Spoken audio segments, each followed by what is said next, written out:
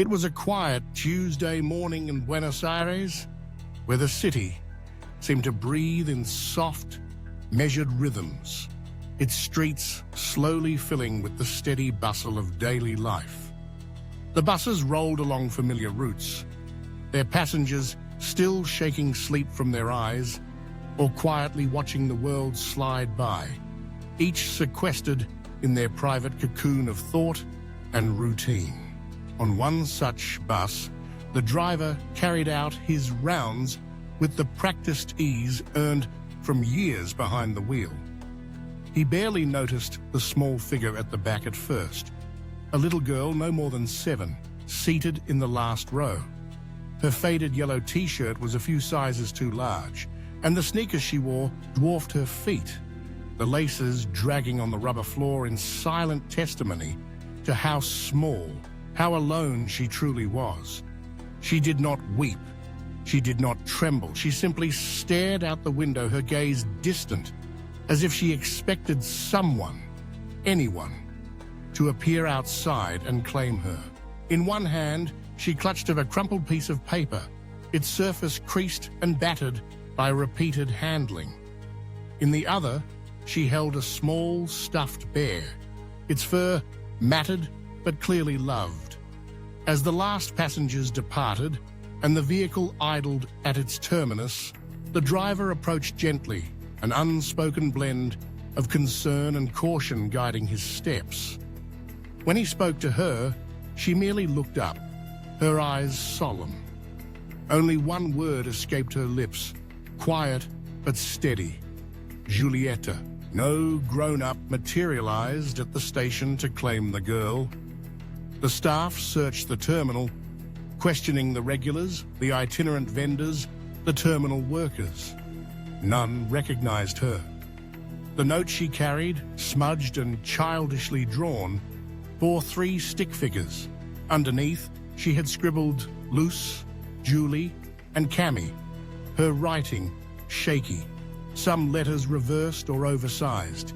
They asked her gently for her last name, for her address, for her telephone number. She only shook her head, unable to remember. The authorities named her Camila, after the inscription on the note. Their search for missing children turned up nothing that fit. No files matched her distinctive appearance or her story. Days stretched into weeks. Throughout it all, newspapers and television ran her story, the girl from the bus. But no one came. In her foster facility, Camila remained soft-spoken, always polite. She rarely smiled, even when offered toys or sweets. Only the name Julieta evoked a change. When spoken, it unlocked something in her, a lingering hope, or perhaps an ache she had not words for.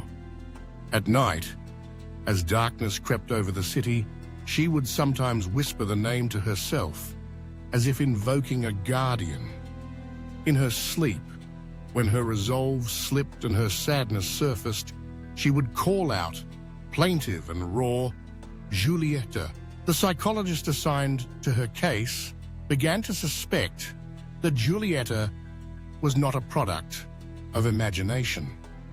She pressed Camila for deep details, employing patience, warmth, and gentle encouragement. Camila gave snippets: a red house, a dog called Coco, a woman with long braids who sang over boiling pots in a steamy kitchen.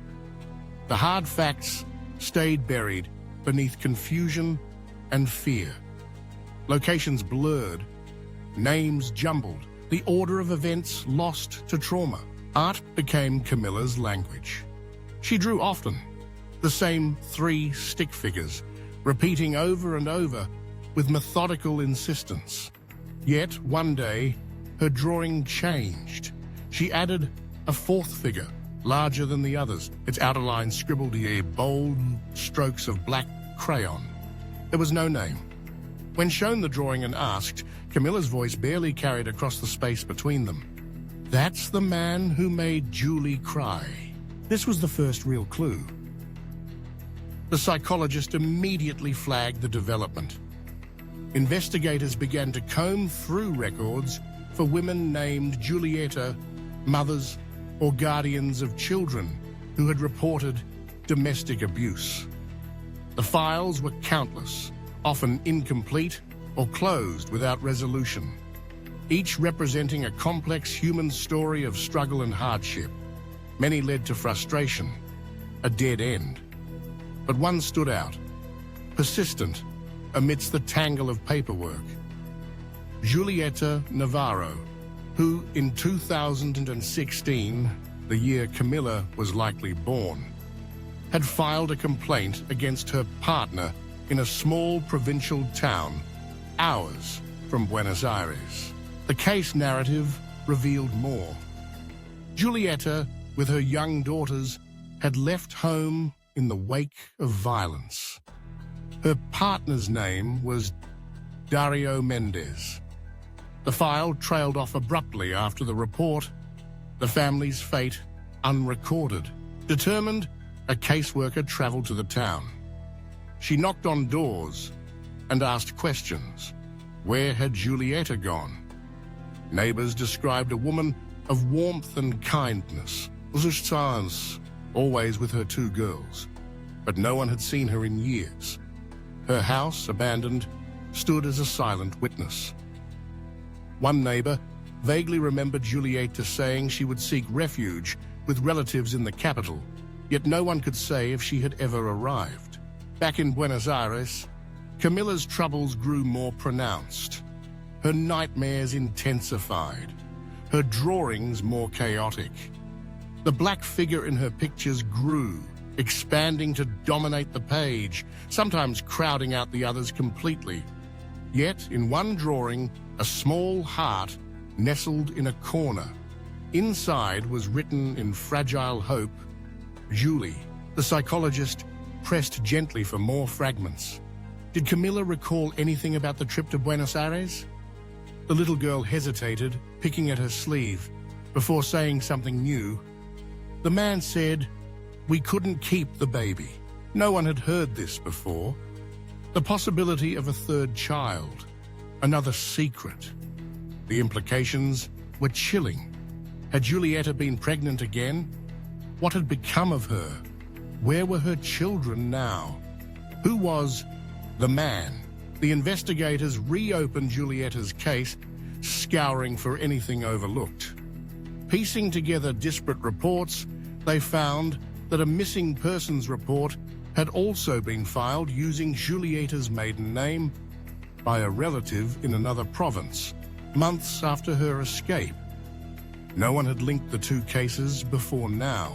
Finally, a timeline began to form. Julieta Navarro had suffered years of abuse.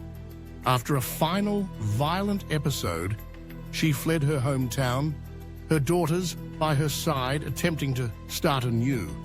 But in late 2017, she vanished.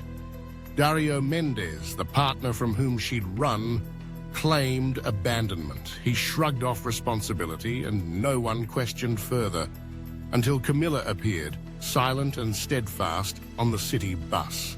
Investigators followed the thin thread back to the provincial town. Neighbors recalled a last night of raised voices, and an elderly woman remembered seeing Julieta, heavily pregnant, ushering her daughters onto a bus while the sky was still day.